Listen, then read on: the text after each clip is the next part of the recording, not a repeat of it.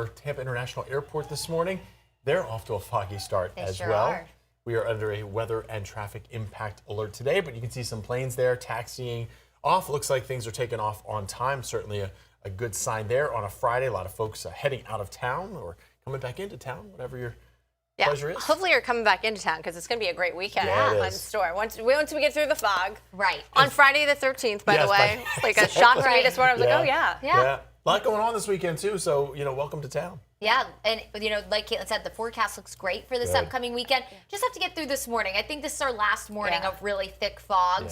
And we will keep an eye on the airport, of course, because this fog could get a little worse over the next hour or so. So something that we'll be keeping an eye on for anyone who maybe does have a flight this morning. I do want to take you through a really cool time-lapse video from yesterday, because remember yesterday we were talking about that sea fog, how I thought that was going to linger longer and then spread inland through the evening. Well, watch this. This is proof of that. Yesterday around 5 o'clock, looking out on the horizon, you can see all that fog, and it progressively gets worse as we head into the evening. And around 8 o'clock, that starts to move inland. And watch as we shift gears to the trop. Just watch this blanket of fog late evening after 9 p.m. cover St. Pete and all of Pinellas County, and we are still waking up in the thick of it this morning. So our weather impact alert for that fog that continues for your morning commute, especially along the 75 corridor in areas west. The further inland you live, the better shape you are. Notice Winter Haven not dealing with the fog, neither in Sebring, but along I-4, if you're traveling from Lakeland into Tampa, expect that dense fog, and all along 75 up into the Nature Coast. Looks like Crystal River, you're doing better, but a half a mile of visibility in Brooksville, a quarter in Zephyr Hills,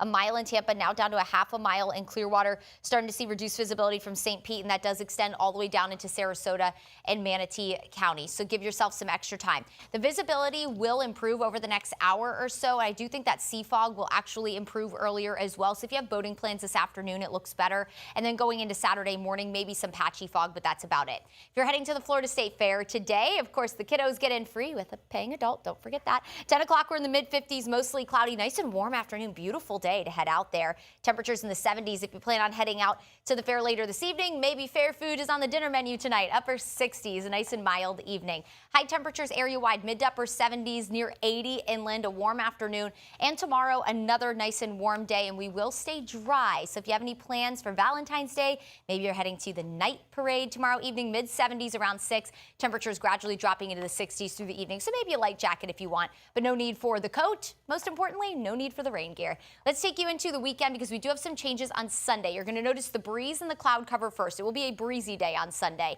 as we wait for this front that's going to bring rain and storms across the southeast. The timing on this has moved a little faster, but give or take an hour on this. Around 6 o'clock, storms could move into the Nature Coast, moving into the Tampa area between about 7 and 8 p.m. So this is going to be on the back half of your day when you're probably winding down from the weekend.